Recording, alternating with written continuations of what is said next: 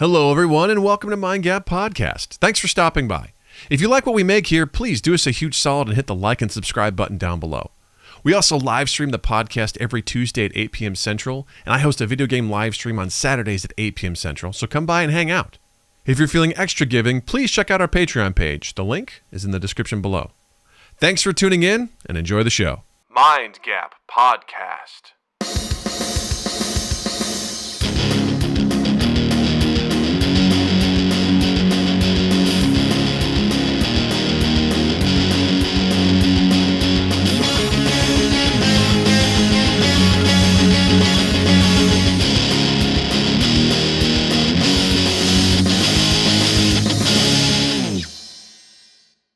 Hey everybody, welcome to Mind Gap Podcast. I'm Doug. I'm Justin. We're back again. Friends. And better than ever. We're stronger, we're faster, we're full of gas because, as you know, as you eat things, your body breaks down all those molecules, and those little bacteria, they let out little farts, and then those little farts come out your butt. That's true. Yeah. That happens. So we have a lot of cause to use the soundboard tonight, guys. I'm Absolutely. Just putting it out there. We haven't used the soundboard a lot the last couple weeks. So yeah, I've been trying to pull back on it. Well, here's the thing. You just can't do it just because. No, gotta have a reason. It's like swearing. You know, a good swear, well-timed, is beautiful. It's a beautiful thing. So, you know, you can't overdo it. Otherwise, it loses its meaning. So, you know, we'll work it in. Bingo bongo. That's all I gotta say. Bingo and your bongos. It's great to be here. I'm super excited. It's Tuesday. We're feeling good. We're having a good time. Lots to talk about. Long weekend. Oh, buddy. Long fucking weekend. And we're going to get into it. But first of all, let's talk a little housekeeping. We'll make it real fast. You all know the drill. You all know what's going on. Thank you to all of our patrons on our Patreon, patreon.com/mindgappodcast. You all are the bee's knees. You are the nipples on our breasts. You are the fiber in our being, and we thank you. Tom McIntyre, we thank you. Richie Armour, Zinni, Slutty Bartfast, Aldemani Cricht, thank you for your patronage. If you would like to submit hard-earned cash to our cause, head over to patreon.com/mindgappodcast and pledge yourself to us. Pledge yourself to us and help us keep the lights on. If you'd also like to spend your hard-earned cash and get something in return, head over to redbubble.com, type in Mind Gap Podcast, all one word, and pick yourself something nice from our merch. All wonderful things that are comfortable, cozy, and the highest quality, unlike that Teespring garbage. I pulled one of those shirts out of my my closet the other day. I'm like, oh, look how much of this shit is faded off after like 3 washes. Did you pulled it out of your closet, and how did it just immediately crumble into dust? Yeah, whatever. It was like you can't handle this Agabi shirt, and you can barely even see what anything was on it. I was like, this fucking shirt from this fucking company. I love how Doug is still waging a war on Teespring. Fucking assholes. You can call yourselves whatever you want. You can call yourselves Spring or whatever the hell you're calling yourselves. You all suck. You're terrible. You're garbage. Nobody likes you. Nobody likes you. But, I mean, Redbubble's great. So check them out. They're wonderful. Also, you know, if you want to support us and you're like, hey man, I don't have the money right now. Times are tough. Gas, man, gas is like $5.50 a gallon. It's crazy. It's getting crazy out there. It's crazy. Eggs are like $7 an egg. Eggs, $7 an egg, right? Farewell to omelets. Am I right? That's it. Yeah, they're all gone. And chickens are 1% now. Head over to youtube.com/mindgappodcast and just like our video. Like our live stream, and then do us a solid and subscribe. It means the world to us. We picked up a couple of subscribers recently. We are on the road to 200 subscribers. We are currently sitting at, as of this moment, at 180. We are a mere 20 subscribers away from that 200-mile marker, which is great for us. We're super excited. Yes, sir. Because once we get to 1,000, that's one of the things we need to become monetized, and you are helping us get there. So thank you for all of your support. While we're talking about support, if you could do us a huge favor, got a little homework assignment for you this week. It's the same one we've done in the past, which is if you could do us a solid and pick your favorite episode, pick your favorite short, your favorite segment that we have on our YouTube page, and just share it. Share it out there. Fire it out there to the universe, to your network of people, and just be like, I love this thing. I love this bit. I love this podcast, and just do us a solid and send that out there. It would mean the world to us. We love to just spread the good word of Mind Gap to other folks. It would mean the world to us for you just to share that out, and maybe you'll catch someone else's eye, and who knows, maybe they'll come and join our Discord server, which you can find a link to down in the description down below on our YouTube page. Check that out and join us for amazing things. Great conversations, meme sharing. We've got comic book spoiler discussions. We've got, talk about NFTs in our fart channel. It's the best. You can also submit questions for Throwdown Suggestions, Ask Practical Dougs. We opened up a brand new channel for our new segment, Anime Dialogue Out of Context. Anime Out of Context. You can submit your little scripts down there if you want us to read those. Join the community and join us for game nights.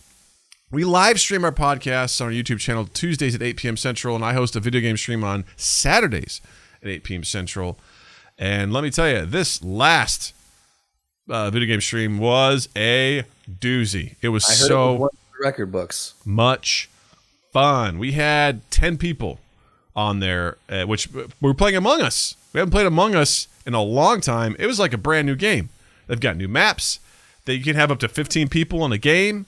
They've got roles now. We can do different shit. Like, people could be like a scientist and check the vitals of other people. Someone could be an engineer and jump into the vents, even though they're not, an imposter, which can also lead to a bunch of confusion and infighting, which is amazing. But had so much fun, and we actually dropped a nice short from that episode today as of recording, which was great. It's one of my favorites. Our very good boy, Gunch Boy Noah, and his very good friend Alpaca, also known as Eric, captured this wonderful moment where they had an argument over which one of them was the imposter, and it was very, very entertaining. So go check that out. We also have another one dropping tomorrow, which at the time, depending on when you're watching this, may or may not already be out. Really good. Just me fucking around in the lobby, and everyone was joining in. It was really, really fun. So check those out. They're very, very good. So, and I don't know. I'm trying to decide what to do for the video game stream this Saturday, but we'll figure it out. We'll post about it. Come hang out with us. Enjoy the show. You should do a tower defense game. I have one. I'm saying you should do it. I have one. It's one of those things where it's like, I got to decide, do I want to do something solo or do I want to do something with the rest of the crew? Because solo gives me options, crew gives me options. So it depends. I do have a tower defense one that I love to play called Rogue Tower. It's fun. That's my vote. All right. Well, there you hear it. You heard. There you hear it. There you hear it with your own goddamn ears. You heard it. You hear it with your own ears. What you can do, you can join the Discord and you can throw your own vote in there. What game should Doug play? Get on that Discord. Let them know. I threw my vote out. I have a mic. It's a little different, but different. Yeah. Your voice can be heard via text. It can. And we would appreciate your voice in this matter. Please. Your voice matters. Speaking of matters, Justin. We should do an LNPS, a listener net promoter score. Good. And let's do it like, I don't know, once a quarter is a bit too... It's not enough. It's not enough. It's not enough. You don't really get to know what people are thinking unless you're doing... Maybe, I don't know, once every 2 months? What if we did it like every 2 weeks? And really get that heartbeat of what's going on, how people are feeling. And not only that, we will bug the shit out of them to complete this every 2 weeks. Maybe on the off, when you don't get paid, the opposite weeks, you get paid, and then the next week you take an LNPS, and then you get paid, and you take an LNPS, and then it's just the cycle continues. Yes. It's just catching, and I trade some stocks, options, and things like that, and there's some people that you can look at different charts at different time frames. Yeah. And kind of the ones that I look at just to kind of get a barometer on sort of short term throughout the day is like an hour, like what's happening with the hourly prices. Some people go really in the weeds and look like it at 1 minute charts. And I'm like, guys, this is what's happening in the 1 minute. People are like, dude, zoom out. Zoom out. That is so much noise. Like, it's useful if you're trying to time your exit or your entry into a stock, but for the most part, people are like, I'm in the Matrix, man. I'm seeing all the movements. It's crazy down here. People are like, chill. It's like, it's fine. Pull up. Pull out. I feel like that's what that would be. Just like every 2 weeks. It's like, what are people feeling? What are they thinking? Let's get that heartbeat. It's like, just chill your tits. All right. You know what they gotta say? They say, all right, chill your tits. Yeah. That's it.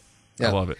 So, listeners, be on the lookout in your emails for a link to the LNPS survey. And if you could please fill that out as soon as possible. We're trying to get 100% response rate on that. So thank you in advance. And if you don't do it, I'm not saying there's going to be repercussions, but also not saying that. See, what I love about those messages too is they like to try and like throw in some level of competition and guilt. Like, it'd be really great if, our department leader opened up their emails tomorrow and saw that we had 100% completion rate. That'd be really great if we could have that. And it's like, I know, but you're not going to get it.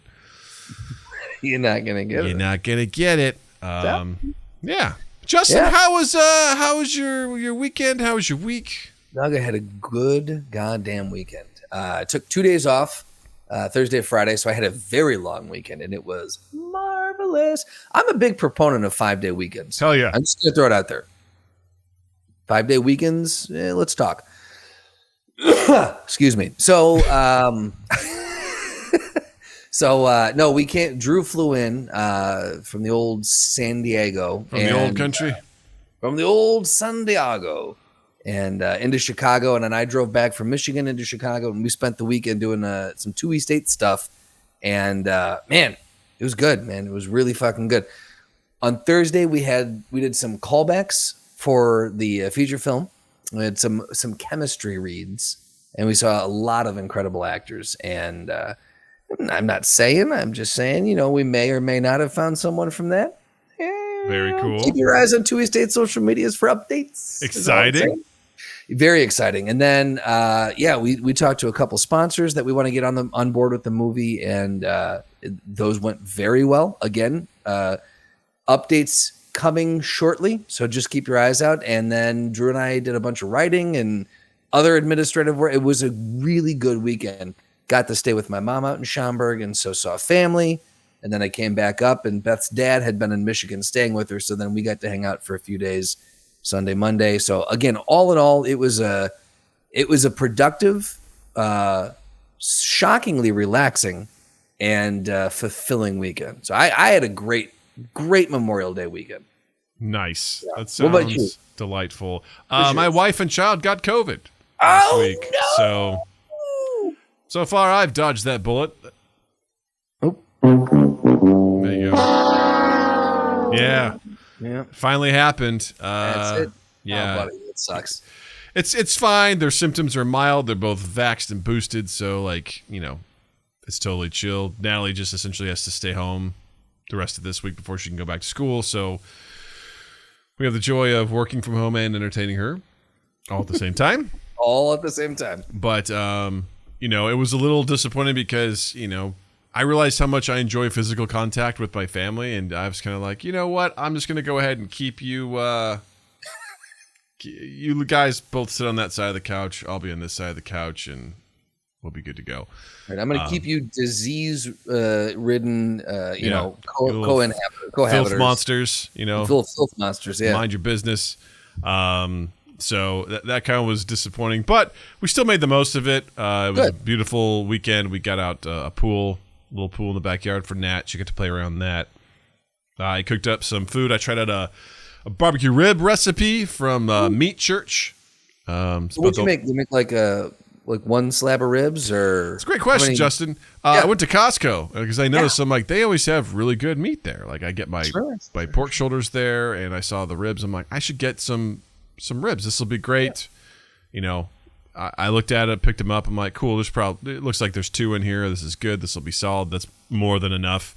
Get home, break them open. There's 3 racks of ribs in there. And I'm like, well, at this point, I'm making all 3 of them. Fuck it. Let's just do it. So I made 3 racks of ribs, tried out this amazing recipe. Actually ordered special rubs, to try out with it too. Fancy. All right. Which was really cool.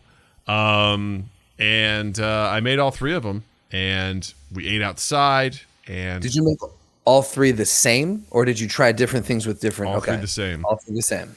And we ate one half rack of ribs, and I had 2.5 left. And so like I texted my neighbor. I'm like, hey, would you like some ribs? They're like, yeah, we'll have 3. I was like, cool. 1 rack of ribs coming your way. She's like, wait, what? I'm like, come on outside. And I'm like, handed her this. I'm like, your boys home? Here you go. Enjoy yourselves. And they're like, okay. And of course, their sons are like all in college. 2 of them in college. One of them just graduated college. And they were like, this is awesome. I'm like, you're welcome. You're welcome, boys. Did they call you Mr. Cochran? No. That would be weird. Yeah, it'll be weird if that ever happens. So, okay. But yeah, they're great. So I was like, here's a rack of ribs, and we still have a rack and a half, so. It's too many ribs, man. Yeah. It's so many ribs. It's too many ribs. And then I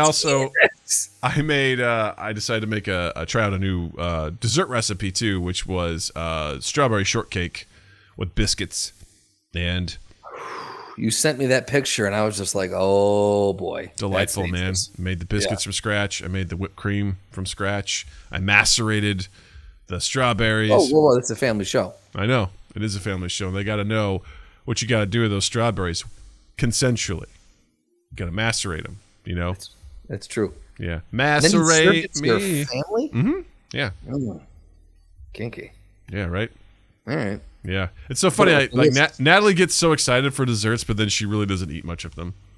So it's the concept of dessert that makes her excited. Yeah, she'll definitely try. I always grossly overestimate how much she's going to eat of something. Yeah. And I'm always she's always You're like, Dad. basing it on young Doug. Well, I'm also just like, kids love ice cream, right? Like I'd buy her some ice cream, and then she barely eats it. And then sometimes she's like, Dad, can we get ice cream? I'm like, no. She's like, why? I'm like, because you won't eat it.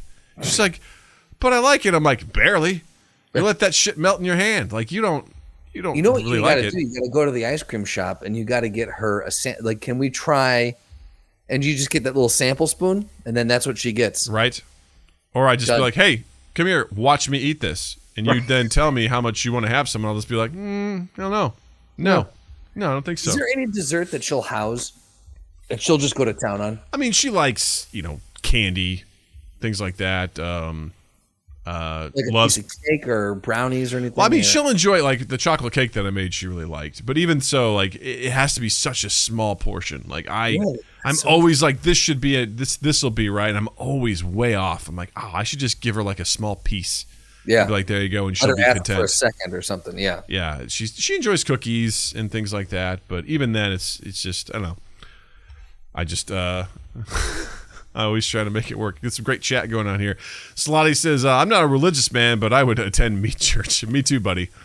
Knowing about Uncle Doug's puzzle basement makes me think Uncle Doug's meat church also sounds filthy.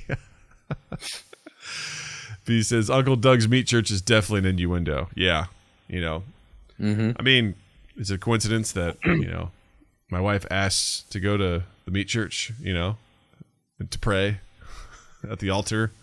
It's weird that it happens on your birthday, though. It does, Yeah, it's just kind of odd that it kind of coincides with that. Yeah, we just pray to the god of sausage and, Yep. bless these bratwursts for which they lie.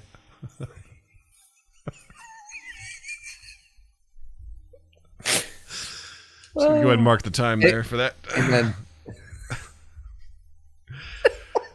Amen. Gravy be with you. Gravy be with you, and also with you. Yes. Yeah, Uncle Doug's meat church. Well, the thing is, we need to come out with a line of Uncle Doug's stuff.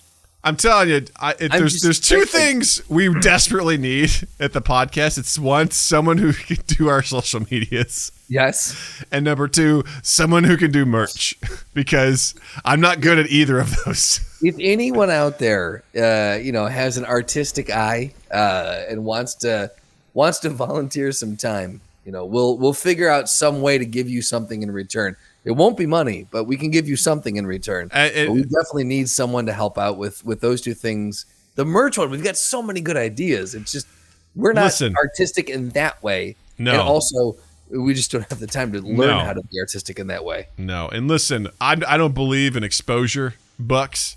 So I do my best. Like, if there's something you're interested in, you want to give it a try. If you're a budding artist out there, you're like, I really want to try making a design for something.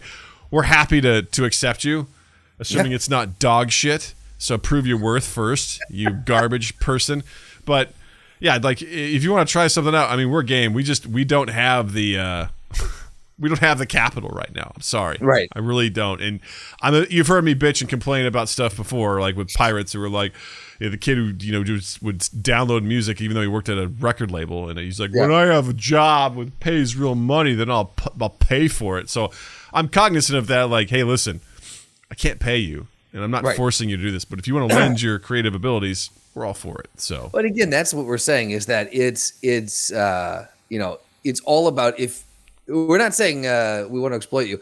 If you're interested, if you have an interest in, hey, I got some cool I got extra time and I've got all this overflowing creativity, come on over. Yeah, we'll collaborate. You're looking for an opportunity just to flex your skills, add to your resume, your CV. Why not? Hey, try us out. Hey, man, try it out. Try it out, Here's man. the thing. We don't do podcasting to get rich, all right? So that's where we're at. Yeah, I don't know, but anywho, had a great time cooking some new stuff. It was fun. It was enjoyable. Natalie's still continued on her Godzilla movie watching rampage, which is exciting. So I think we're going to be finishing up Godzilla versus Kong this Friday. So we've watched all the other ones up to this point. So should be a real goddamn treat. Yes. Treat! I love the fact that she's getting into Godzilla. That is random. That is, again, it makes sense though, because it's in the vein of dinosaurs, right? It is. She saw something. She saw some sort of like Godzilla thing. I think her friends at school are talking about it, and she saw it. She's like, "Dad, can we?" She's so excited. I was like, never in my life have I been so excited to like be like, "Yeah, I'll pay $15 for this movie. Sure, let's watch it." Like, I just bought it because she was so excited. She's like, "Please, can we watch it?" I'm like, "Okay." I need to figure out some way to put in her head the idea, to let her know that was a 1998 version of this movie that came out that your dad's not showing you. Okay, your dad's keeping this movie. I've never even seen it. I just remember the soundtrack. Oh, buddy. Yeah, I heard. Look, the movie's on par with the soundtrack. I mean, I was all big because Diddy did a track in there, which was really cool. I bought the soundtrack. Led Zeppelin's Cashmere for it. Yeah, exactly. I had the soundtrack too. I would sit there in my car and I would just rock out to Come With Me. Yeah. Yep. Yeah. And let me tell you, that movie, saw it in the theater. Oh boy. Right? Oh boy. Other notable soundtracks of the 90s, Armageddon. Yes. Oh my God! Look out! Yes. Yeah. Just recently rewatched that movie again. I was like, what are the Schumacher Batman movies? Because it had like a Smashing Pumpkins and Kiss from a Rose by Seal. Oh yeah, I feel like that was the Val Kilmer one. Yes, that one was Batman Forever, and then I think that one was somewhat notable. But I actually just rewatched Armageddon recently. It's fun. It's a fun movie. Like it's dumb, but it's a fun movie. Absolutely, yeah. It is right in line with what it promises to be. Yeah, it delivers. Yeah, it's very fun. It's a classic Michael Bay film, and it's absolutely pretty enjoyable. It's so funny when use of the word retard in there was caught me off guard because I forgot that Keith David just drops that out there. We're supposed to expect these guys to save the earth, and they're at the hands of a bunch of guys a bunch of retards I wouldn't trust with a potato gun. Such a sign of the time. I love going back and watching those old ones and just being like, oh wow. Surprised they didn't drop the F word, calling them F words. Exactly, yeah. Movies that you couldn't, scripts that wouldn't get approved today, Yeah, it's like, whoa, okay. There we go. The other movie that Natalie needs to watch, speaking of like dinosaur-esque, giant lizard, rampage. I literally was thinking the same thing. I mean, it's got to be in there. I mean, honestly, we're getting dangerously close to cracking that open. You're running out of movies, right? Is what you're saying. I mean, honestly, I'm pretty close to just firing it up after this Godzilla movie and just being like, you want to watch this? And then, let Haig know. Haig, if you're listening, the time is near. I'm calling it. Rampage time is near. The thing that I'm going to be most upset about is that I desperately wanted to make it back and have you and I have a movie night and watch that son of a bitch together. And it's just going to bum me out that we're not going to be able to do that. You know what I'm afraid of? I'm afraid of actually that it's going to be good. I don't think it is, but it'd be funny if I was like, you're going to like it. Yeah. Well, this whole time I'd be like, I've been sitting on this for years. And I didn't even give it a try. I didn't give it a fair shake.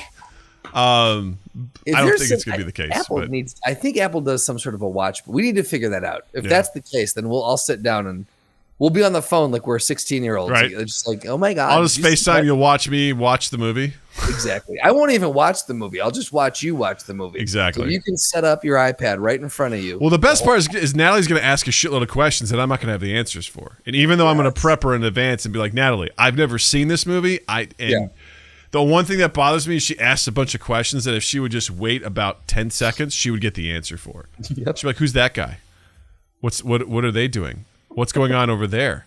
Yeah. What are they about to do? And it's just like, and I've had to tell her politely, I'm like, if you just keep those questions inside and wait, you'll probably get the answers to them. Yeah. And now she's gotten to the point where she's like, Dad, you know what? I'm just going to wait. I'm like, that's my girl. Just chill. Wicked smart, man. Yeah. She really is. She's something, I tell you. She's something else. She's really fun. Speaking of fun stuff, I think it's high time we do a fitness update. Oh, fitness update! We were talking a lot about fitness a while back, and I think it's a good time to check in and let people know, hey, how's our fitness coming along? How are we doing? Where are we doing great? Where are we coming up short? What is happening? Justin, let's start with you, man. How's the fitness going for you? Not great. First of all, what's your fucking weight? Weigh in right now. Let's do 196. it. 196. Hey, okay, nice. Is that nice? I don't know. I say nice. Yeah. I'm under 200, which is great. Bang, bang, boom. As long as I don't go back over 200, I came down under 200. I was over 200, just over 200 in 17 when I ran the marathon, and then I came down and I was like, I do not ever want to go back over that. That's the benchmark. I don't ever want to go back over that. Ideal weight for me, I don't know. It's more about how I feel, but if I'm ballparking, it would be around 170 maybe. So I've got about 25 or so pounds to go ish. But yeah, it's not. I have not been doing my due diligence. What I've noticed though is one of the things is that I've been going back and forth from Chicago so much that traveling and stuff, it makes it very hard. Man. These last 5 days that I was traveling, it's very hard to stick to something when you're going. Man, I don't envy entertainers, or anyone who's just traveling for a living, trying to get that stuff, like to figure that out. Because not only that, especially if you don't know where the facilities you're going to go to, if they're going to be adequate for what you're going to be doing, Right. Like all I wanted at my mom's house was, a whole rack of dumbbells, maybe a punching bag, a full gym in the basement, and it wasn't there. I don't know. I'm like, what are we doing here? What are we even doing? Yeah, when I was down in Disney World, I worked out one day, and I looked at my weight regimen for the rest of the week. I'm like, I'm not going to be able to do a significant portion of what I need to do in this place, and I'm like, fuck it. I just like, it's not worth it because I don't want to come in here and do half of the workout, and just it just didn't seem worth it to me.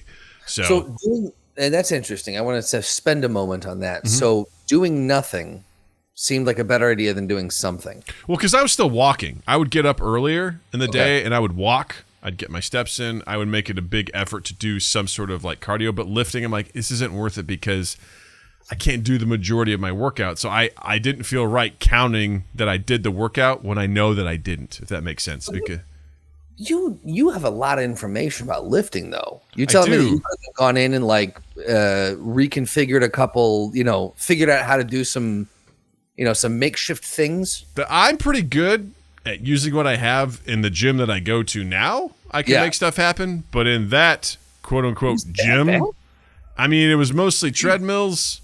They had like 2 racks, a couple of dumbbells. It wasn't much to work with for a lot of the things that I needed to do. I guess I've got it. The last time we were down there, we stayed at the Dolphin, I think. Mm-hmm. And it because it's more of like a conference center resort kind of thing. I've never seen a weight room or a workout facility like that. They had every possible piece of equipment you could ever imagine. It was bananas. So in my mind, that's just Disney. I thought every place did it like that. Okay. No, I think it probably depends on where you go. So it was fine, but it wasn't going to suit my needs for what I was looking to do. Gotcha. But yeah, I mean, I do that all the time in the gym where people are occupying something, and I'm like, all right, I'm gonna have to make do with something else. What can I do? And I'll figure it out. I'll find something that's pretty comparable to what what's going on. So because you got to be flexible. Well, you have to be. Yeah, you got to stretch. Flexibility is very important. It's very true. I literally stretched before we started this podcast. So I'm stretching right now. The I'm listeners can't see it, but we're stretching. Yeah. And 3, 2, and back up. There we go. There we go. I'm feeling limber right now. There we go. No, I'm back to it today. I went and worked out this morning and feeling great. So it's one of those where I did I think 2 weeks, and then something happened. I was traveling more and I was off, and then I'm back on. And I've still yet to be able to commit to a nonstop full regimen of locking in and committing. So that is, again, today is day one. We're starting to count back over, and we're hoping that we can. I don't know why I'm saying we. I'm talking in the plural here. We're all here for you, Justin. Me and everyone else that lives in my head. I'm hoping that we can get to the gym and do it. Really, what it is it more than the exercise for me. It's the food. That's the mountain that I just can't get over. Yeah. And I'm not eating garbage. I'm not eating like I used to. I'm not housing a bag of Doritos like the beginning of the pandemic. Yeah, right. I would just want a bag of Doritos a day, and I'm like, I feel like shit. But yeah, we're all gonna die. So that's my mentality. That was my mentality. Yeah, no, that makes sense. Yeah. I obviously still struggle with food. I allow myself now Sunday through Thursday. You seem so good with food. I'm pretty good. The beast is always there.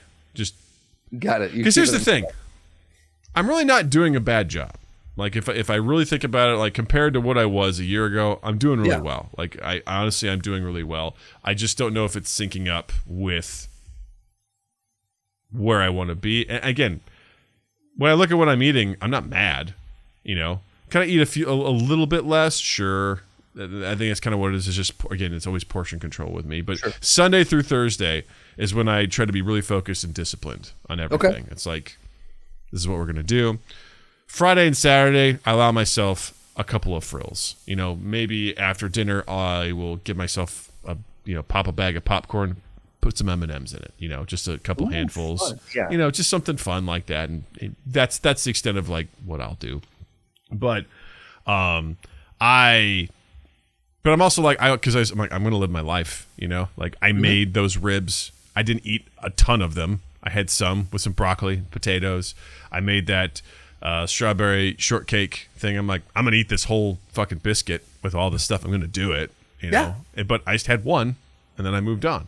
So that I look at those as victories. Like those are good things for me. And I'm actually just at this. I just realized I'm over a year of joining a gym. Yes, you are. So which is exciting. Congrats, man. So I started back at the gym in May of last year, and I'm looking forward to coming up on a year of doing center, which I think will be September. Yeah, you joined very shortly after I did. So I'm in September too. So we joined, I think, opposite ends of the same month, I think, is when we joined. Yeah, I joined it pretty quick. So I am very excited just to kind of like, as we're going along here. I've done the intermediate weight training on there twice. Okay. And I am over halfway through the advanced weight training program on there, which has been awesome. I really enjoy it. It's 6 days of strength training, one of which is just like kind of like the cardio strength training, but it's 5 days in the gym, which is awesome, and 1 day of like cardio. And I'm like, that's my style. And now is the cardio like the HIIT stuff? It's 5 sets of like 5 exercises, and you just kind of do them and it takes 25 minutes, and it's sometimes they're easy, sometimes they're hard. It depends on the Is it all exercise. bodyweight stuff like squats? Yeah, just bodyweight stuff. Like gorillas and things like that. Yeah, it's like like plyo push-ups into like squats, and these are a little more complicated than they have been in the past. So it's kind of fun to see like what they come up with, which has been pretty exciting.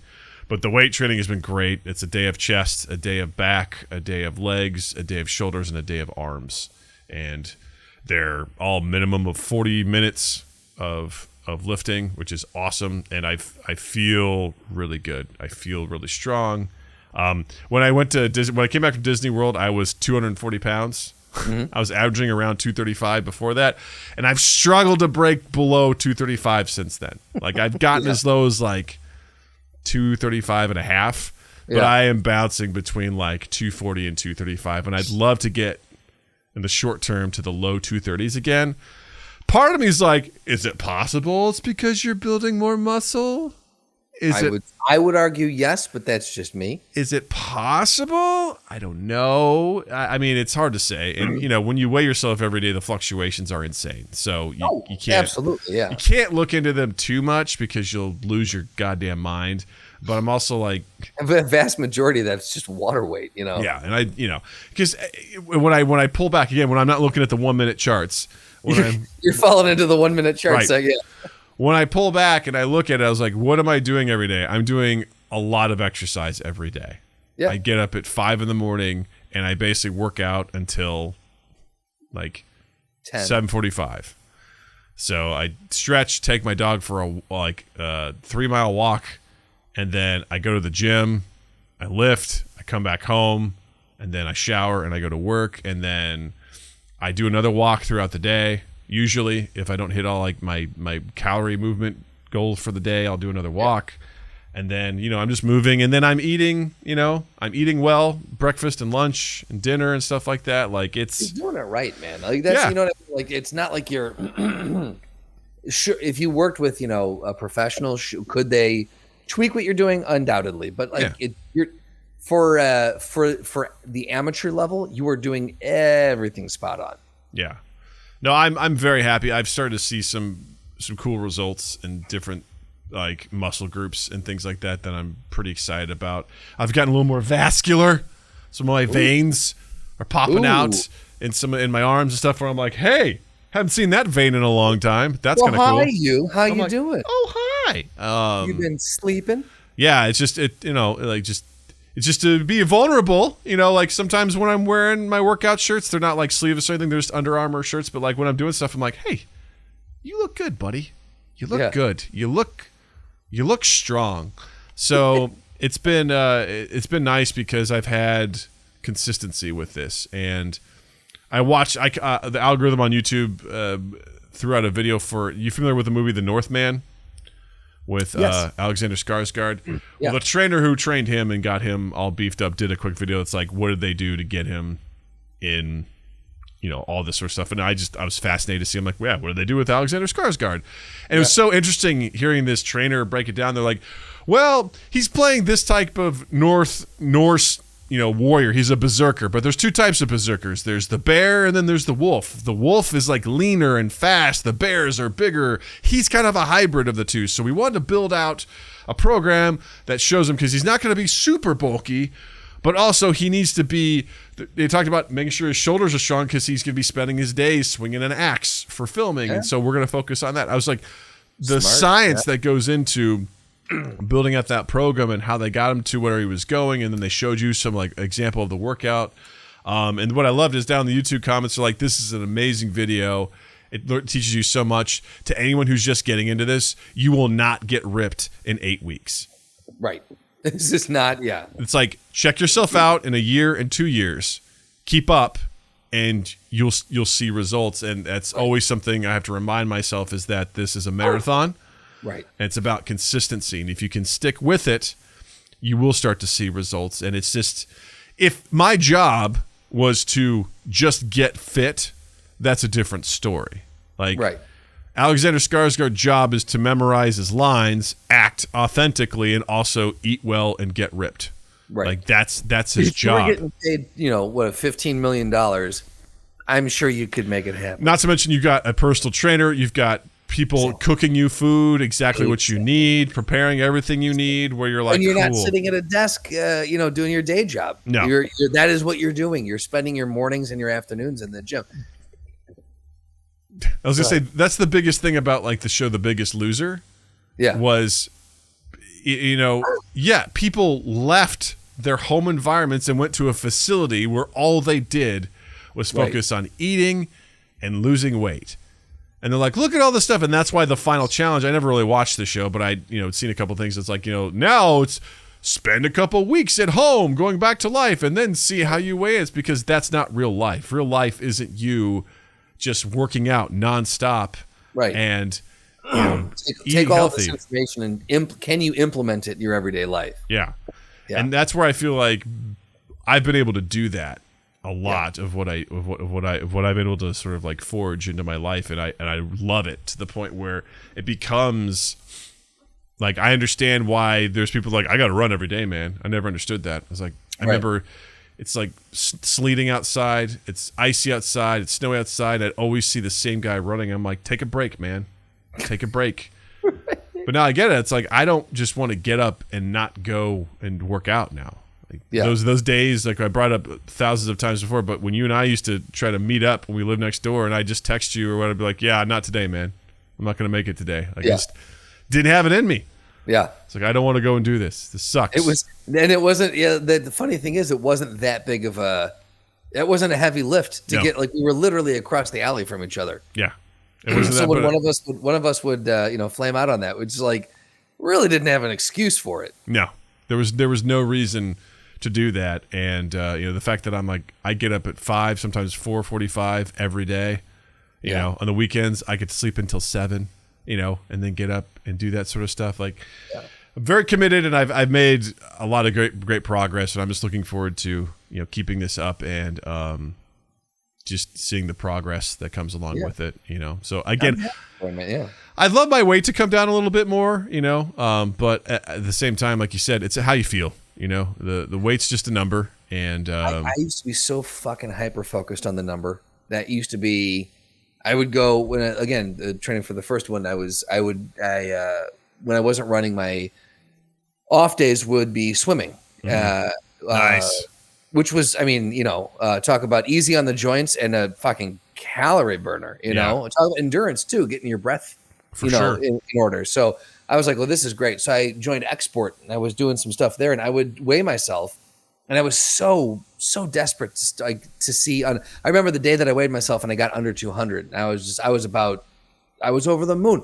But then it started getting harder. The closer you get to that goal weight, the harder it gets to drop the pounds. And I was so obsessed with the number, and I'm like, dude, you're running 15 miles without really like it. You're sweating obviously, but like it's not hard. You got to the point where it wasn't hard, and you're in good shape, know.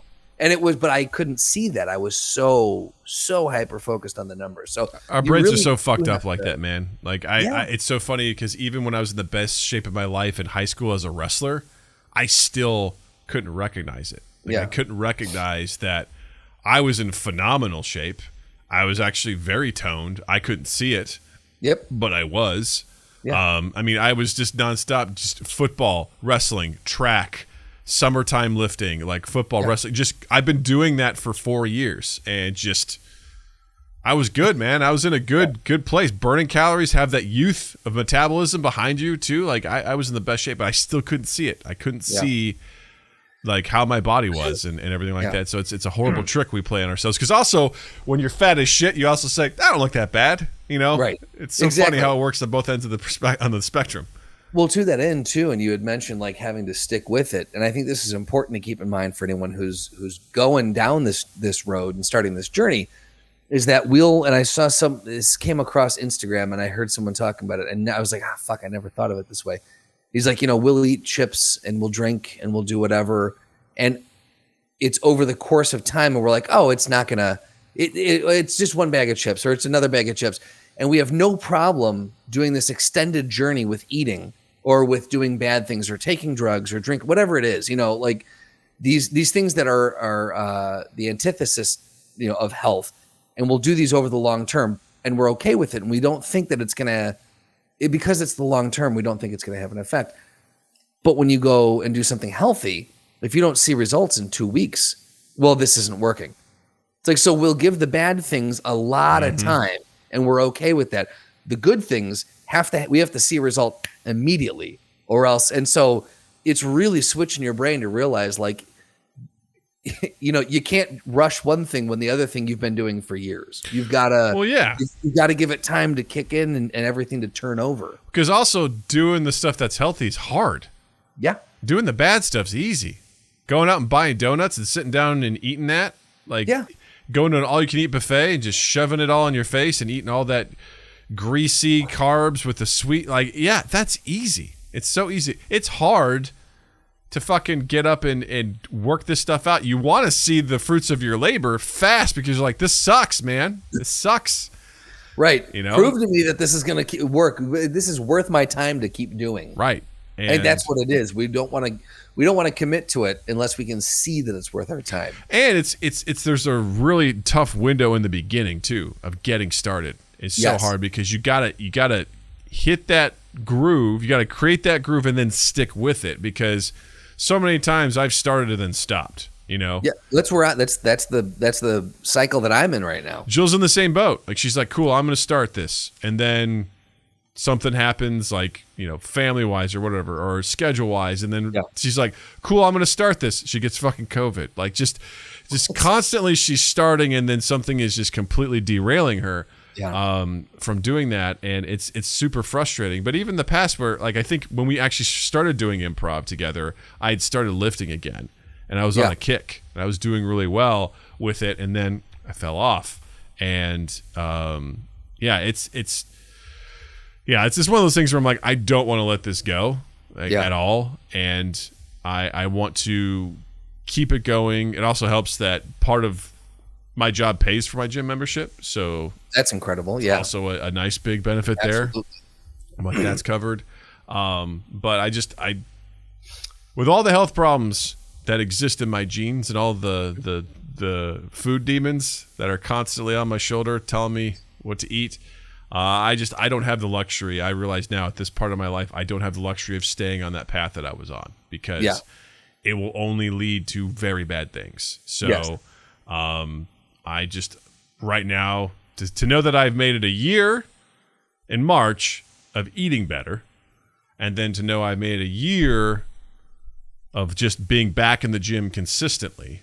Yeah. And then come September, it'll be a year of doing actual, like, awesome lifting, like targeted. Yes, like legit, like following a program for a year. I just, I want to get, Jill had this thing, she's like, fit by 40 was kind of like this mantra, and I told her, we were walking the other day, I was like, I don't know if I'm there yet. She goes, no, you're there. Like, you have a mentality and a mindset of what a healthy lifestyle is. So she goes, as far as I'm concerned, you're already there. It's just look going at forward. The fucking picture that I sent you. Oh, yeah, right. Of you from episode, like, I think it was one of the first. Yeah. It was the thumbnail of the first episode of Mind Gap. Yeah.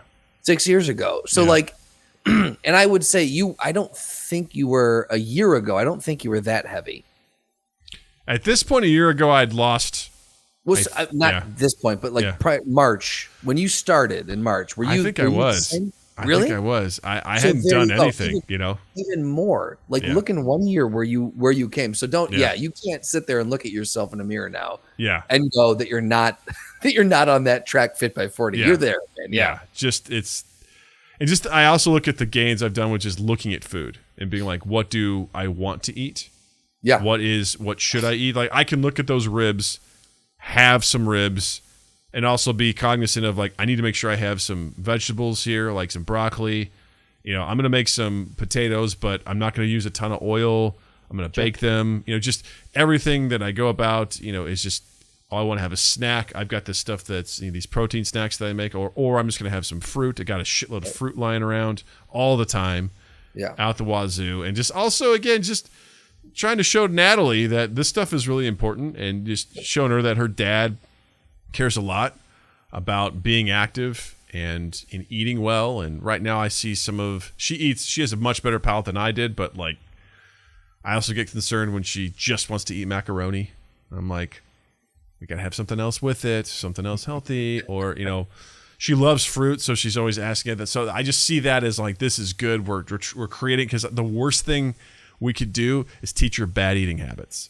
Yeah. And yeah, absolutely. She's going to have some because she's my daughter. It's inevitable. She will have some. It's in her genes. But at least we can help develop her palate and just show her she loves things like broccoli and, like I said, fruit. She's crazy for like peaches, grapes, apples. She goes for that stuff, which is great. And I just want to keep that going because I'm like, I don't want to create a complex.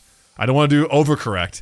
But at the same time, I'm like, I want you to be better than whatever I fucking had growing up, which was garbage. And I'm almost 40 and just now kind of working my way out of that rut. The benefit that she has and that Jill has too is that we talked about Alexander Skarsgård has someone to, a nutritionist to cook for them. The two of them have you to cook for them. So true. It's if you're making it, that's how dinner works, right? Dad makes something or mom makes something and that's what you're going to eat. I don't remember being given a menu when I was younger. So she will sometimes I make something that I know she doesn't like. Sure. Something that's spicy or what, like when I make jambalaya, like I know she won't eat that. So oftentimes I will have a backup. Like she often goes, "Can I have an egg?" I'm like, "Sure, you can have an egg." What a great alternate. You know what I mean? Like, that's not. There's way worse things that you could be asking for, like macaroni. Well, that's the thing too. Is I'm like, listen, what I'm making is labor intensive, so I'm not going out of my way to make you something else. So know that you're going to get something simple. But sometimes I'll get like a rotisserie chicken, carve it all up for the week, and just have some rotisserie chicken around. So I'll just plop some of that on her plate and be like, there you go. Yeah. Something real quick and easy. I'm like, I can get an egg, make a scrambled egg for you real fast. That's no big deal. And she's usually thrilled with it anyway. So I'm like, that's a win. It's a huge win. So that's easy as shit. That's easy as shit right there. It's easy as shit right there, bro. Well, to you, Justin, I want to say, man, you got this. Stick with it. I know you can do it. I'm proud of you. That's not the right word. Isn't that weird to say? Like, I'm proud of you. Like that somehow I'm owning some sort of part of it. Like I'm happy for you. I just recently heard some other comedians talking about that phrase. Like I'm proud of you. I'm like, yeah, that is kind of weird. Yeah. If I have, it's one thing if like I'm your coach, and I know what you've been through, and we've helped that. And it's like I'm proud that you've been here, but I'm just like I have nothing to do with anything that you're doing with your life, and I'm like I'm proud of you. It's like I don't assign any ownership to what you're doing. But that being said, we could break because I want to break that down now because I'm like, what you're essentially saying is I am happy for you. Yes, I am inspired and I think when you say you're proud of someone, saying you have that pride in them, it is not. It does, by definition, it does kind of infer that you have some sort of hand in it. But I think what it is just it's a synonym for saying I am happy and excited for what you are doing and what you're going through. And I will just say that instead. I'm happy and excited for what you're going through right now. I'm happy that you're under 200 pounds. I'm happy that you're sticking with it, and I thank you for sharing this little fitness update with everybody. I hope if anyone's out there that's on the cusp or struggling with this sort of stuff, we're right here with you. We're going through it, and we're not professionals, but if you ever need to chat about something or have questions about what we're doing, or more importantly, or not importantly, but a little more apropos to the whole thing, what Doug's doing, because Doug's the one who's got the gains. And you know what, Doug? I'm proud of you. Thank you, Justin. Thank you. That means a lot. But Doug will coach you. If anyone wants to chat about it or just like vent or whatever, by all means, hit us up, join our Discord, hop in and chat about that stuff. Like if you need motivation, let me know. We have a recipes channel in there where people are constantly sharing recipes. I share a lot of like my favorite healthy recipes in there. So if you're looking to try something out or whatever, hit us up. We got there. We're here to support you, Oh, 7. Hello. It's like when people use we when they talk about their favorite sports team. No offense to anyone who does. Pet peeve of mine. I'm the same way. No. Offense meant, and I agree with it. I agree. I am behind you 100%. I'm proud of you, 7, for saying that. Yeah. I used to say the same thing when people were like referring to the Cubs as we were like, we had a tough game today. I'm like, oh yeah? Did you put it all out in the field, you piece of shit? Yes. Well, I think I sent you that thing. I don't know if maybe I did or didn't. But yeah, I heard a comedian talking about sports, when any jock or someone who's into sports rags on a nerd for comics or movies or whatever, and they're like, it's a nerd. Oh, they dress up. And they broke down how sports people are just as much of nerds. It's like you guys are, when you wear someone's jersey, you're just cosplaying. Yeah. You're showing up to that person's place of work as them. Yeah. You're dressing up as them and showing up to where they do their job. Mm-hmm. And the stats and this and that. You're no better than a Marvel fan. 100%. And in fact, I'd argue it's weirder if you break it down. It's weirder. Yes, absolutely. Yeah. But somehow there's that stink, that stigma. So I lump those people into the people with the we who think they're on the field with the team. 7, I'm behind you 100%. Yes. And 7, I'm glad you're here because you're a bit of an anime fella. And we have a brand new segment called Anime Out of Context. And what we're about to do... And we don't have a theme song for it yet. Not yet. Not yet. So I had nothing come to me today. What I've done is I have curated some specific dialogue from anime. This is our second time doing this. Shake it off. The first one was from Sword Art Online. The second one is going to also be from Sword Art Online. Oh, fantastic. It's my favorite. What I've done is I've typed up the script here. Justin has not read this. Justin has not seen this episode. Should I click on the link? You can click on the link now. I can click on it now. Okay. Yes. And what we're going to do is we're going to do a cold read of this dialogue. 2, episode 4 equals goo. I'm glad you love the discussion on health working out because 7 is also a dude that for the longest time, as long as I've known 7, he would always be like, all right, man, we play games together. He's like, all right, I got to go work out. I'm like, what are you doing going to work out? He would prioritize it. Yeah. He would make it, makes it a big point to do that. So I'm proud of you, 7. I'm proud of you. I'm owning your success. All right. Doug, this script is 6 pages long. Oh, I know. I'm aware of this. Now, here's the thing. I'm not Kiro again? No, you're not Kirito. Come on, man. Because here's the thing. Whenever we do this. I spent the next week after that podcast diving into who the character is and why. You have no idea who they are. I know motivation. What? You know nothing about them. I don't. Now, here's the thing. Whenever I put these together, just know that whatever character I assign to you is going to be the expert of the scene. And that's the joy for me. Because last time, if you remember, you were like, I'm in a guild. And that was probably one of the best moments I've ever heard, was when you said that. So I'm going to give you a little bit of direction. Okay. This is going to be completely out of context. And I'm hoping when we're done, I will give you the context. And that will hopefully make this even funnier because I have thoughts about this particular episode. So this comes from Sword Art Online. It's from Season 2, Episode 4, which is titled GGO. So Justin is going to be playing Sinon, who is, by the way, a female. So I will be playing Kirito. Here is just a little bit of direction for you. You are an expert.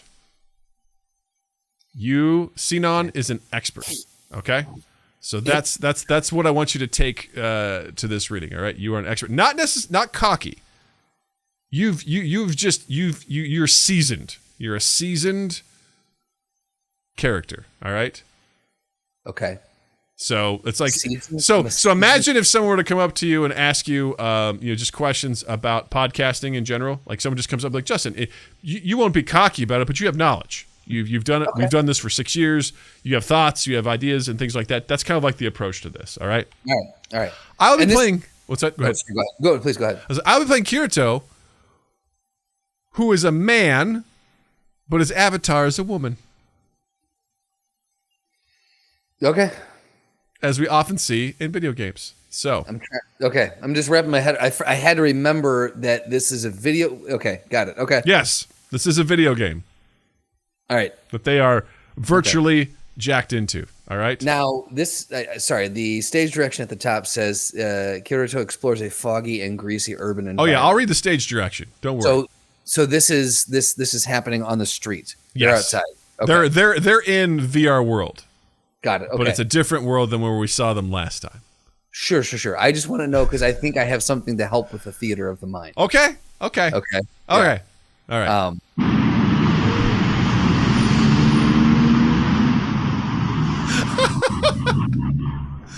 All right, there we go. We're in the suit. Sorry, we don't want the night ambience. We just want the street ambience. Okay. All right, here we go. Kirito explores a foggy and greasy urban environment. He is utterly lost. He spies a young woman with blue hair walking on an empty street and runs to her. Excuse me, I'm lost.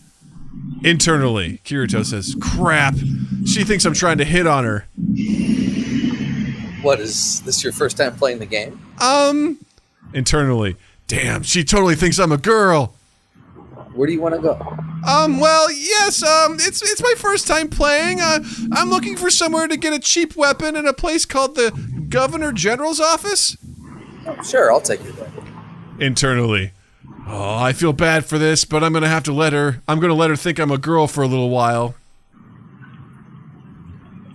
By the way, what are you doing at the Governor General's office? I want to enter an event called Bullet of Bullets. Bob? You just started today, right? B.O.B. Bob? You just started today, right? Yes. Well, your stats might not be good enough. Well, this is a converted account, so I'm bringing my abilities from another game. Oh, I see. Well, can I ask, what brings you to a game like this? That's dirty. It stinks of oil. I've always played fantasy games. I wanted to play something more cyberpunk, and I was kind of interested in gunfights. Ah, so you're starting with Bob. You've got guts. Then I'll take you to a big market with lots of stuff. Sinon leads Kirito through the streets to a massive market. A cornucopia of weapons are displayed on the countless walls. This place is kind of a... Can we kill the sound ambience? It's too much? Oh, yeah, okay. Well, we're in the store now, so it's different. Oh, that's right. Is it a big store? It's just, I think I'm worried that the audio is going to overpower our dialogue. Okay. I love where you're going with it, though. This place is kind of amazing. Well, GGO has two major weapon types: energy weapons and physical weapons. Energy weapons are light and accurate, but players can equip a defensive field that halves their damage. If you're doing a PvP fight like Bob, you want a physical gun. Okay, now, then, what type of stats do you have? Mostly strength and speed after that. A strength agility type, huh? Then your main weapon should be a heavy assault rifle, or a large caliber machine gun as a main weapon and a gun weapon for a mid-range type. You read that correctly. Okay. The assault rifle has a smaller caliber than a submachine gun, so why is it bigger? It goes back to the American M16. The design revolved around a small caliber high-speed round. The design revolved around a small caliber high-speed round with high accuracy and penetrative power. But in the end, it comes down to what you want, what you like and want to focus on. Kirito eyes the totally not lightsabers that are labeled photon swords and buys one. He turns it on and makes classic lightsaber noises as he swings it around. Not sure how they got around the rights for this. That was my own editing in there. I like that, yeah. That could actually work. Even if you go with that as your main weapon, I think you'll need a submachine gun or a gun in your inventory. You'll need to distract them while you get close. You'll also need ammo and a weapon, so you'll want a gun. If you're going to enter Bob, you'll need a physical gun. And the goal is to distract them. You'll want accuracy over power. It'll take almost everything you have, but I'd recommend this. FN 5.7. 5.7? The caliber. It uses 5.7 millimeter bullets. They're smaller than your average 9 millimeter parabellums. Yeah, yep. I did it right. Their shape is similar to rifle rounds, so they have greater power and accuracy and penetrative power. Kirito stares off into Sinon's face, dumbfounded. Are you listening? Yes, then I'll take this. Is there anything else I should pick up? Let's see. A holster, spare ammo, and armor. A defense field as well, and... What? You've never fired a gun, have you? No, I suppose not. Want to try it? You can try any gun you buy at the store. Do you know how to fire it? I think so. It's surprisingly light. It's made of reinforced plastic. The recoil isn't bad either, but it's best to start firing with both hands. Keep your left eye open, too. Kirito looks down the barrel of the gun. A circle continuously cycles from larger to smaller in his point of view. You should see a circle display.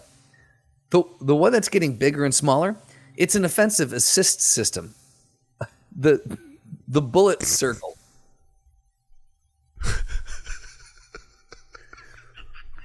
Bullets hit randomly somewhere in that circle. What's the best way to raise accuracy? The easiest way is to get closer. What else? Stay calm. If your pulse increases, the circle expands. Kirito tries to fire at a target and misses. Huh, it didn't hit. It isn't that easy to hit. You really helped me out. Thank you. And scene. Hold on.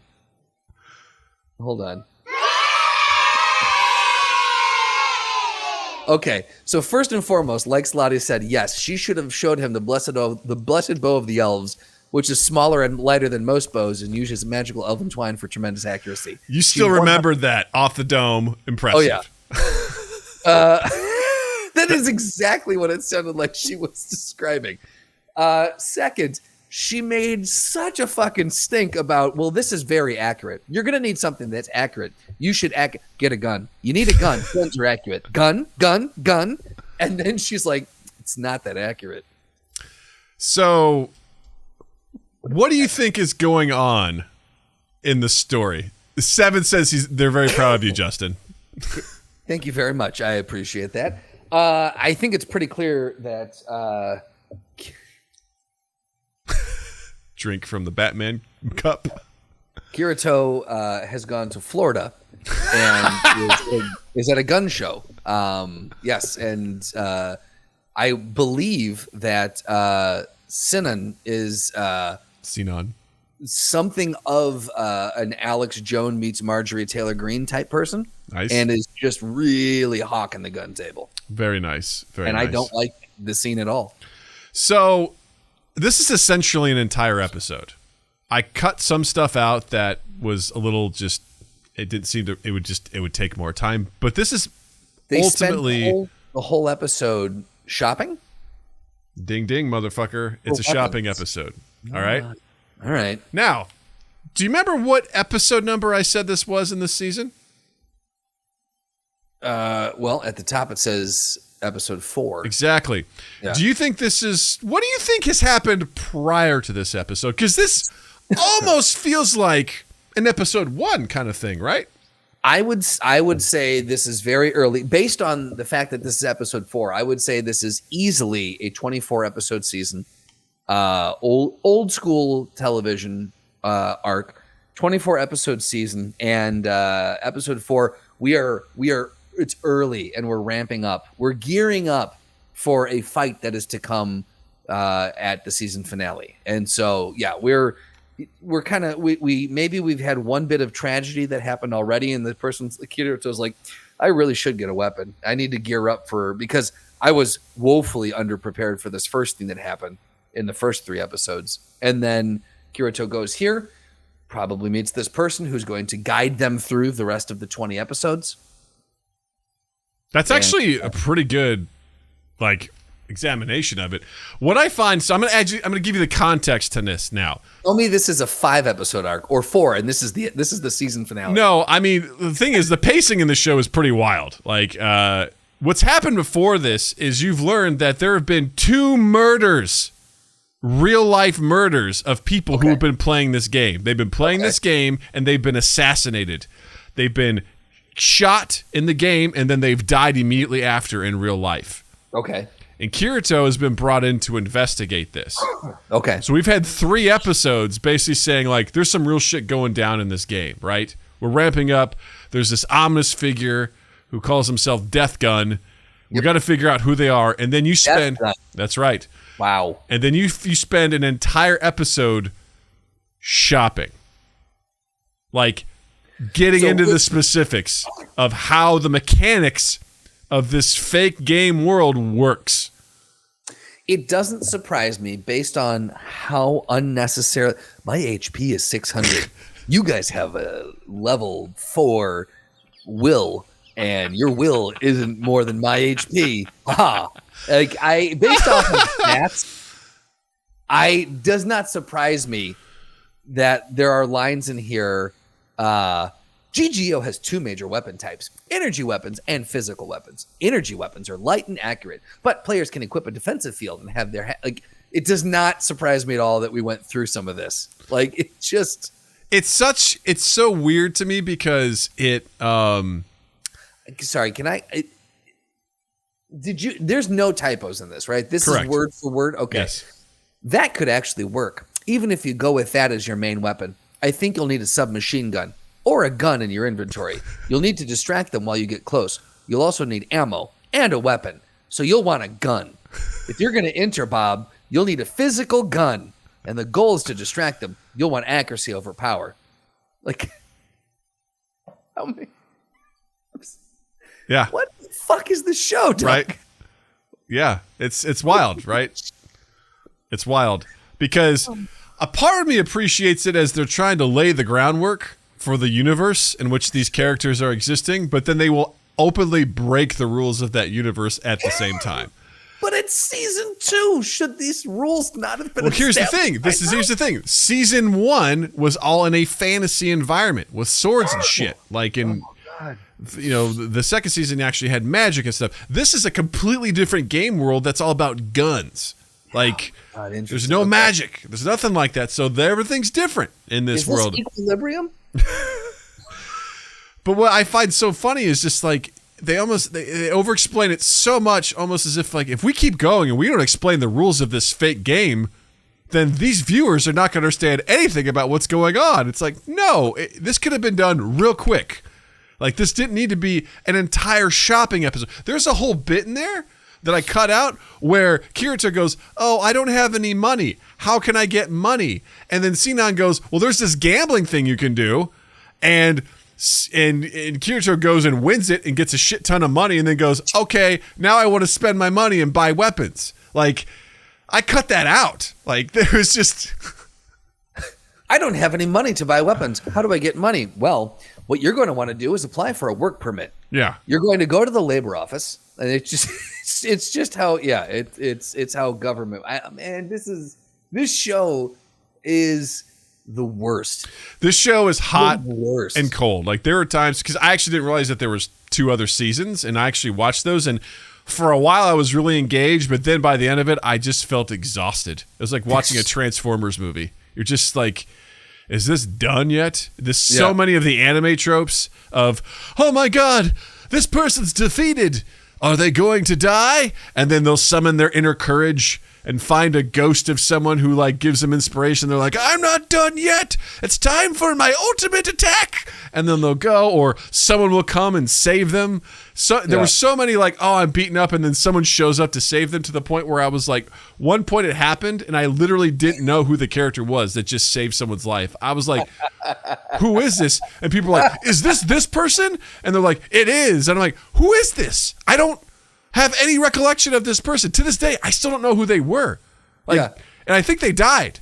But again, still going with the same theme of the stakes were high in the first season, because if you died in that world, you died in real life. Yeah. Everything after that does not have the same stakes of if you die, you just, even the last season, like you have these bad people infiltrating this world, and they're like taking these admin accounts and being super powerful, and they get killed. And you're like, wow. You just saying they're taking admin accounts is the least intense thing that I think I've ever heard. Dude, I could pull more from this show if you want. I could pull a lot more of shit from this show and just have you be like, what? I'm like, exactly. I don't know, Kirito. Try password 1. We did it.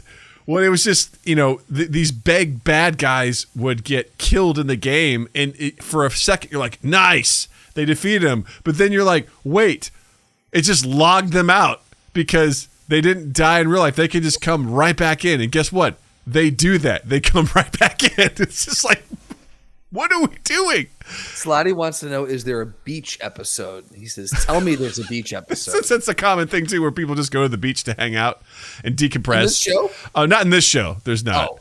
They do. In anime? In anime, it's kind of a thing where, like, it's like really? There's a beach episode where you can just get an opportunity to look at, like, girls in bikinis and shit like that. So it's... got it. Okay. Yeah, very jerk-off appropriate. Perfect. Yeah, it's bizarre. But... because there's also at the same time, like, I'm checking out this new one, Hodoro, where they do not hold your hand at all. It starts off in the middle of the shit, and there's a guy that has a lizard head, and there's guys that are using magic, and he just cuts a guy to just cuts him up, brutally murders him, and he just puts his mouth around the head of another guy, and that guy's transported inside this crocodile's mouth, and there's a guy inside the crocodile's mouth who looks at him and says, "You're not the one." And then the crocodile unleashes his mouth and goes, "What did the guy inside my mouth say?" I'm like... That's how it starts? I'm like, that's literally how it starts, and I'm like... So we need to pull some dialogue from that show. I've been looking at some of the dialogue, and I'm like, what? But the thing is, as you keep going, they slowly start working in stuff. They don't sit there and be like, welcome. Introduction. Yeah. Here's the world in which we're playing. And they break it down like this where it's just so obnoxious and it just grinds everything to a halt where I'm like, Kirito's here to investigate murders and we're doing a fucking shopping episode? Right. Like, get the fuck out of here. Like, the amount of exposition that is in this show is like staggering. And staggering. It's pretty brutal. It rivals, like, these are presumably professionals who made this show. Yes. This is some student film shit. This is a wildly popular anime, Justin. Now, popular the same way that The Room is popular? Or popular, legitimately popular? Legitimately popular. Let me ask you a follow-up question then. Are most of the fans suffering from traumatic head injuries? I can't vouch for them, but okay. I know people really dig this show. So I'm like, again, there are times where I'm sitting there going like, I'm enjoying this. And then there's other times where I'm like, I'm done. I'm done with this. I'm over it. We're good.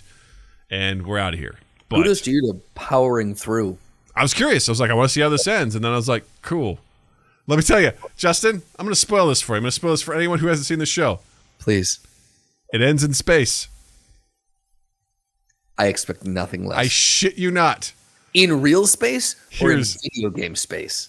Video game space. Perfect.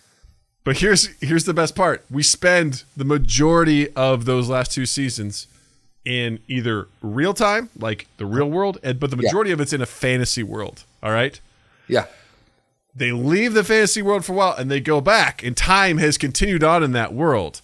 And when they come back, they appear in space above the planet. All right? There's spaceships that are trying to fight this big creature. They fight the creature in space with their swords and defeat it. And like then it's like fade to black. Tell me, I will immediately watch this show and I will flip the script and I will be a proponent of this show if you tell me that what they are fighting is a space vampire.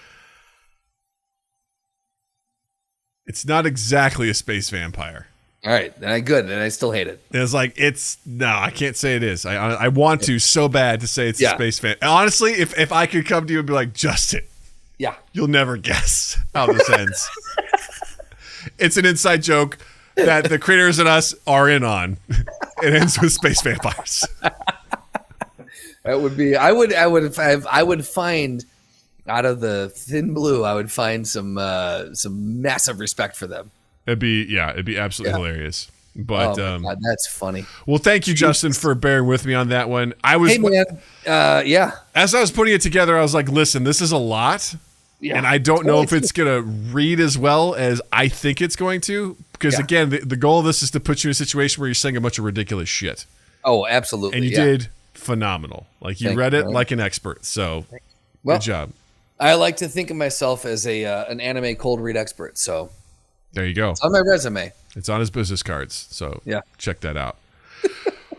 Whew. Well, that was great. That was fun. I should have said this at the top of the show, but we're changing up our format a little bit. Yes. on the show where we would normally do like an Ask Practical Doug and a Throwdown every single week. We're just doing one segment a week right now because some of those segments just felt like they were just getting stale, and it was just sort of... They were obligatory. Yeah. It was like they weren't fun anymore. So we will be doing one segment a week. It'll also give our council time to like put some stuff together, to give us time to accumulate some Ask Practical Dougs. And also, again, I want to throw this out there for if you want to hear us do more cold reads, you can submit your own segments. All of that we ask is that you put them in script format.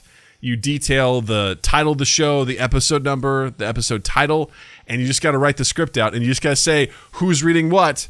And even if it's a show I don't know, that's even better because it's just minimal direction.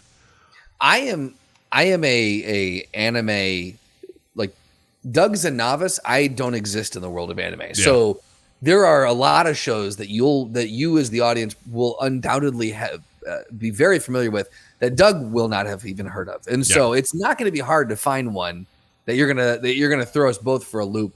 It will be wildly easy to find one that you'll throw me for a loop. Yes. So submit is all I There's a say. lot of anime out there that I've never even heard of, so I'm all for it. I just, whatever you think would be fun, and let's just say, I guess I kind of have to put this out there, let's not do anything super gross or offensive, you know? Let's keep it classy. Let's keep it classy, but let's make it fun, at the same time. And don't worry, if you are a fan of the Throwdown, it's not going away. No. Like, that is one of the segments we'll be rotating in. It's just, it's got to be the right time, right guest, right place, right topic. So, and the other thing is, too, we're going to try to develop a few more. So we're going to have a nice little roster. Yes. So we'll come back to it every time again and check in on that stuff. So, yeah. Good. But that being said, let's switch over to recommendations. Justin, what do you got to recommend this week? I started Stranger Things season 4. I just finished episode 4. I'm on episode 4. The first 2 episodes, I'm not giving anything away because I know a lot of people haven't seen it. You haven't even really I haven't seen season 3 yet, so I'm way behind. So season 4. The first 2 episodes started off. I was not sold. I was a big fan, a massive fan of season 1, big fan of 2 and 3. I thought they were doing great. And this came out and I was like, all right, let's rock and roll. Watch the first 2 episodes. I'm like, it's not sucking me in like it usually does. What's going on? Episode 3. I got you. Episode 3. I finished it before we started the podcast, and I got to say, okay, I'm starting to, it's got me a little bit. Happening. So I think I'll say this, each episode is between an hour and 10 and an hour and 25 minutes. Each episode's a movie. Yeah. And there are 7 episodes in season 4, part 1, and 2 in season 4, part 2, or 6 episodes, whatever it is. You're watching like 7 movies. And so there is a metric. The Duffer Brothers have worked in a metric fuck ton of story. I know the last episode's like 2.5 hours. Strap in. Yeah. Just strap in. You've got a lot of story. And there was like 7 or 8 different storylines that were going on at the same time in the first 2 episodes. And I think that's what it was for me I was like, man, like you are bouncing around. It's shot a little differently too. You'll notice a lot of match cuts. So someone will someone will jump into water and the next scene is someone dropping a shot glass into a glass. Like the shots that or someone's going through the clouds and someone else is looking at snow. And so it's shot a little bit differently and it makes each scene like bleed into the other, but move really quick. So it takes a little bit to get used to, but I got a good feeling about it. And I'll say this too. The references they brought them this time around. Like they brought them. And apparently there's a cameo. I think it's widely known, but there is a cameo in there from 80s slashers that you'll be excited to see, I think. So, nice. Yeah. All right. So check out Stranger Things and let's have a discussion about it. Let me know if you like it. If you don't, I'm curious to hear why too. Because I'm getting into it, but I'm still on the fence. So let me know what your thoughts are. He's on the fence. Dougie, what do you got? I want to recommend one specific episode from Pete Holmes' podcast, You Made It Weird, featuring David Desmalchin. If you're not familiar with him, you've seen him. He was in The Dark Knight. He was the character that gets interrogated by Aaron Eckhart's Two-Face in an alley. He's also in Dune. He plays one of the minor characters, but you may know him most as Polka Dot Man from The Suicide Squad. Absolutely. I actually got to meet him in real life and shake his hand and tell him how awesome he is, because Chris Charles, who's been on the show a couple times, helped distribute a film that David wrote and acted in called Animals years ago. It's about his story of addiction and how he was addicted to heroin and things like that, and just a wonderful human being. And I saw him pop up on You Made It Weird, and I listened to it. It's an amazing episode of a guy who's been through some shit. Yeah. He's been through a lot, and how he spent his time in Chicago going to school for acting, being addicted to, drugs, and just where he's come to and what he's basically survived. And he tells amazing stories, and Pete Holmes is obviously very amazing for it. It's such a great, inspiring, and heartwarming episode. I can't recommend it enough. It's Pete Holmes' show, You Made It Weird, with David Desmalchin. Go check it out. He mentioned the movie Animals. I'm like, oh, I remember that movie. I saw it when it premiered, and I got to shake his hand. That was so cool. He's just like a generally awesome dude. So go check that out. It's a wonderful episode, and that's my recommendation for the week. Very cool. It looks like if you want to watch Animals, it's on Tubi right now for free, or you can rent it for $2.99 on Amazon. It's also a very great film, too. Very powerful. Very enjoyable. Cool. So if you're looking for a cool indie film to check out about addiction, I recommend that one. I love it. All right, gang, that wraps us up for the week. Racks of Ribs for the week. Please do us a solid and check us out on all our social medias at MindGap Podcast. Subscribe on our YouTube channel, youtube.com/MindGap Podcast. Check out our Patreon, patreon.com/MindGap Podcast, and our merch, redbubble.com, and our MindGap Podcast in the search field. Do all those things. We appreciate you, and don't forget to check Justin out online as well. On Instagram and Twitter at Justin_Michael, spelled Mikel. It's the fun way of spelling it. And while you're in the online realm, check us out on Apple Podcasts, Google Podcasts, Stitcher, Podbean, all the places you can find and consume podcasts. If you listen to podcasts on a specific platform, odds are you're going to find us. So we'd love it if you would subscribe to us, and review, and all those things. The big one we love is sharing. Let your friends know that we exist. And then please keep an eye on all of 2 East 8's social medias and 2east8th.com. Beautiful. Well, this was fun as always. So yes, to that, I say, Justin, thank you. Douglas, thank you. Chat, thank you. And listeners, thank you. And you all have a dandy fucking week. Mind Gap Podcast.